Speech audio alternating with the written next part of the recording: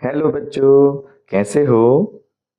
आपका फिर से the fun and learn kids channel में बहुत बहुत स्वागत है। आज हम सीखेंगे मात्राएं। मात्राओं का ज्ञान होना हमें बहुत आवश्यक होता है, चाहे वो हिंदी हो चाहे वो इंग्लिश हो। चलिए देखते हैं किस शब्द की क्या मात्रा बनती है। देखो, सबसे पहले है आ। आ को हिंदी में सिर्फ आ से ही गिना जाता है क्योंकि ये स्वर होता है।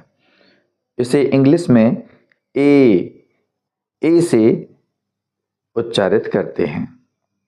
अब है बड़ा आ। इसे हिंदी में एक डंडा खींच करके आ की मात्रा बनाते हैं। इंग्लिश में इसे डबल ए से बनाते हैं। अब इसके बाद में आ गया ई, जिसे हम छोटा ई भी कहते हैं और हिंदी में छोटी ई की मात्रा इस तरह से लगाते हैं। इसे इंग्लिश में आई से बनाते हैं। समझ में आ गया? चलो अब बढ़ते हैं ई। ये है बड़ी ई। इसे हिंदी में बड़ी ई की मात्रा से लगाते हैं या बनाते हैं।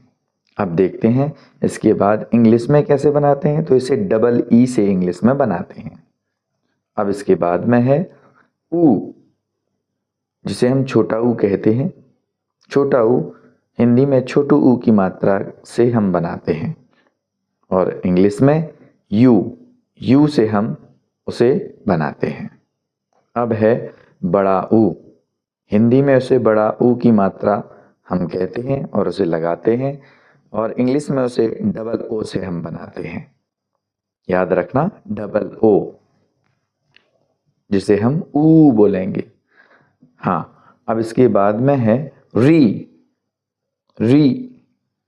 री को शब्द के नीचे हिंदी में एक मात्रा के रूप में लगाते हैं, जिसे इंग्लिश में आर आई से बनाते हैं। अब है ए हिंदी में शब्द के ऊपर एक मात्रा से हम बनाते हैं और नीचे इंग्लिश में हम बनाते हैं ई से ए बनाते हैं। अब इसके बाद में है आई, जिसे हिंदी में डबल मात्रा से बनाते हैं और अंग्रेजी में ए आई से हम आई बनाते हैं।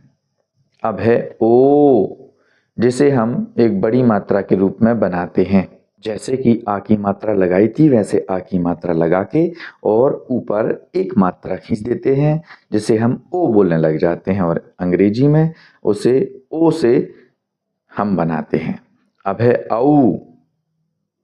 हिंदी में वैसा ही डंडा खींचना है और दो मात्राएं लगा देनी है ऊपर की तरफ, तो वो हो जाएगा औ। इंग्लिश में इसे ए यू से बनाते हैं। Okay, that's clear.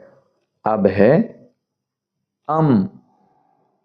आ के ऊपर एक छोटी बिंदी रखते हैं, उसे हम बोलते हैं और वह ए एन से हम बनाते हैं। ठीक है बच्चों, अब मिलते हैं अगली वीडियो में। तब तक के लिए हैव अ गुड डे।